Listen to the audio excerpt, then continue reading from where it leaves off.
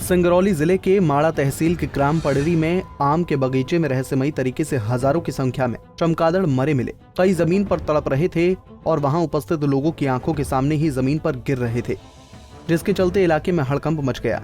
आनन फानन में सूचना वन विभाग के अधिकारियों को दी गई। दरअसल आम के बाग में कुछ लोगों को दूर से जमीन पर कुछ काले रंग की बिखरी चीज नजर आई। पास पहुंचने पर लोगों ने देखा कि दूर दूर तक चमगादड़ों के शव पड़े हुए हैं। कुछ उनकी आंखों के सामने ही जमीन पर गिर रहे थे तो कुछ जमीन पर पड़े तड़प रहे थे। लोगों ने कहा कि उन्हें डर है कि कहीं किसी वायरस के कारण तो चमगादड़ों की मौत नहीं हुई। मुश्किल से मतलब माड़ा क्षेत्र में पाया गया है, जो यहाँ से कम 25-30 किलोमीटर दूर होगा, जिससे आज जिले में बहुत भय का वातावरण है।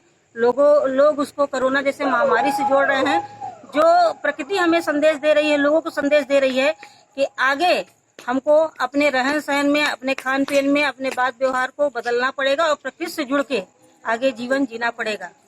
माहौल है, लोग मतलब घर से निकलने में अब कई बार सोच रहे हैं कि मास्क लगाने से भी शायद इस समस्या का निदान न हो, इसलिए इसकी समुचित जांच हो जाए और ये आखिर ये क्यों हो रहा है, इसको जानने की बहुत जरूरत है। जो सिंगरौली जिले में माड़ा क्षेत्र में हमको करीबन 1000 चमगादड़ों की मृत्यु की खबर मिली है और आप जब देखे होंगे, जब कोरोना वायरस चाल प्रारंभ हुआ था तो उसको चमगादड़ से जोड़कर देखा जा रहा था। तो निश्चित तौर पर इसकी विधिवत जांच होनी चाहिए, क्योंकि ये जिला स्तर का मामला नहीं है, अपितु इसको राष्ट्रीय स्तर की एजेंसी जैसे ICMR हो गए, इनको इसके संज्ञान लेकर और इस पर कार्रवाई करने की आवश्यकता है।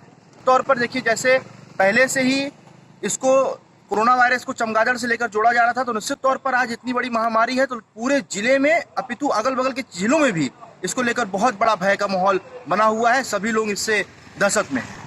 वन विभाग की टीम और पशु चिकित्सालय के अधिकारी घटनास्थल पर पहुंचे।